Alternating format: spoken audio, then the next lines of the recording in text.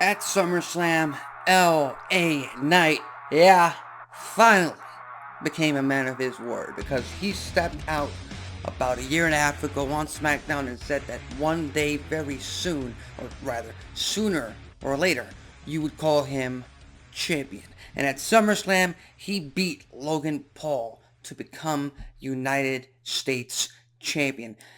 And just off of his first entrance, just off of his aura, you can tell that title, that championship, fits him to a T. It fits him perfectly. He's going to be a great mid-card champion. He's immensely over with the crowd. The fans want to see him succeed.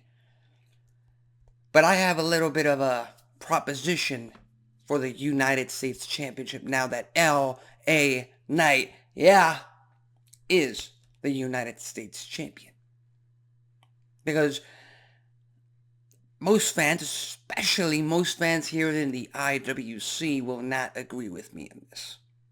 Because they love their long title reigns. They love to have each champion get a fair shot at regularly defending their championship on weekly TV, on pay-per-views, or PLEs, as WWE likes to call them. They want LA Knight to have a long championship defense. That way, in their mind, he doesn't get buried. In their mind, he doesn't suffer from losing momentum. And my issue with all of this, my issue with that argument is that is just more of the same. Roman Reigns, almost 4 years as champion. Cody Rhodes doesn't seem like he's dropping that title anytime soon. Gunther just won that championship. He is not dropping it anytime soon. The same with Braun Breaker. And LA Knight needs to be a little bit different. Not for his sake. Again, he's a fantastic chaser. I think he's going to be a fantastic champion. He has his first title defense against Santos Escobar coming up very, very soon. I do not think he's going to be losing to Santos Escobar and dropping that U.S. title. Don't get me wrong. I'm not talking about that flip-flopping the title that soon. But when you look at the mid-card division in SmackDown, you need to build up a lot of superstars in that division. Because it's not just Santos Escobar. You could pair him up against Shinsuke Nakamura.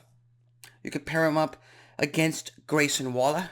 Once, his tag team with Austin Theory implodes, or you never know. You might be able to use LA Knight and the United States Championship in order to help them, get further apart from each other. You got himself, Carmelo Hayes. They've had a few back and forths in the back. Again, Carmelo Hayes, fantastic wrestler on the mic. He's proven his worth in NXT. We've got Andrade, who, yes, he's not a heel, he's a babyface. There's nothing wrong with babyface versus babyface. You could have a returning AJ Styles, phenomenal one. They have history after all, AJ Styles and LA Knight. Why not? Run it back one more time. This time for the United States Championship. And one last option, and again, these are just off the top of my head. Off the top of my head, but I have the list right here.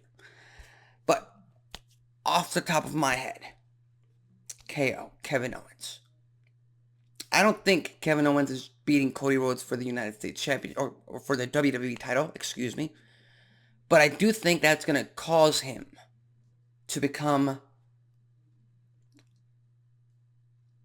a more experienced version of the prize fighter. And the prize fighter is a heel. And LA Knight needs strong heels. And if Kevin Owens turns on Cody, much like AJ Styles turned on Cody, and once again, if Kevin Owens, I firmly believe he's going to lose at Bash in Berlin, possibly that feud, that rivalry is going to extend itself into bad blood in Atlanta. After that, a heel Kevin Owens going after LA Knight might be money. And again, I'll go back to my initial argument in this video. There's nothing wrong with flip-flopping the championships if it serves a story, if it creates excitement, and if it builds up the mid-card division, if it builds up interest in that secondary championship. There's nothing wrong with that. Again, if you want him to have a long championship reign, just like everyone else, then for the most part it gets repetitive, it gets predictable. We keep looking for the next big guy to take it, and the next big guy to take it, and the next big guy to take it. Again, that works in most cases. I think LA Knight has enough flair and entertainment value in his character, in his persona, to be able to lose that championship. Chase the heel champion, or chase whoever beat him for that title, and win it back, and still have the fans behind him. Because let's not forget, John Cena, okay, bear with me, John Cena won the United States Championship at WrestleMania 20, and then the year after that, at WrestleMania 21, he beat JBL to become WWE Champion. And everything in between, he lost the U.S. title 3 times. He lost to Booker T. He lost to Orlando Jordan. Again, nothing against Orlando Jordan. You couldn't really tell back then. He had potential back then, but 2020 hindsight, compared to John Cena, come on. There's nothing wrong with losing championships if it serves the story and if it gets your superstar over. And I think LA Knight dropping that gold, chase it, and then win it back again is a much better formula for him, and it could work for him over, applying that formula to a Gunther, to a Sami Zayn when he was champion, to a Cody Rhodes. I don't know. I'm just spitballing here. I'm just saying LA Knight has what it takes to keep chasing the championship if the opportunity came to be. So with that said, what are your thoughts on LA Knight becoming United States Champion at SummerSlam? Do you think it was the right choice? Do you think they were a little late with strapping him with gold? Do you agree with my position on the fact that maybe he could lose the title and then win it back, and that could serve him greatly? Or you think, no, it's crazy, you're going to devalue the United States Championship? Leave your thoughts, comments, and predictions in the comment section below. With that said, I'm Alexis Carrillo. This has been Wrestling Talk, and I'll see you next time.